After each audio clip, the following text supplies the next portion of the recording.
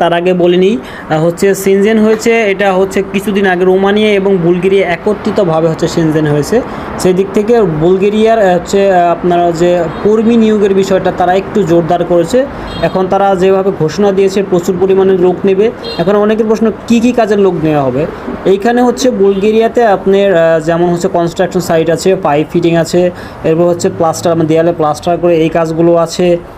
এরপরে আনুষঙ্গিক pipe fitting থেকে এই ধরনের বিভিন্ন ধরনের কাজ যেগুলো আছে ওগুলোর মধ্যে লোক আছে। এবার সেলাইয়ের কাজ যারা জানেন তাদের আছে, এই সুইং অপারেটরের কাজগুলো যেটা বলা হয় এইগুলো কাজগুলো প্রচুর পরিমাণে হচ্ছে আপনার বুলগেরিয়াতে হচ্ছে লোক নেওয়া হবে। খুব মানে তারা জোরদার করে এটা বলেছে। সেক্ষেত্রে যারা এই ধরনের কাজে দক্ষ তারা একটু হচ্ছে সুবিধা নিতে পারেন, তারা কিন্তু দ্রুত ফাইলগুলো আপনারা আপনাদের পছন্দের এজেন্সির কাছে জমা দিতে পারেন।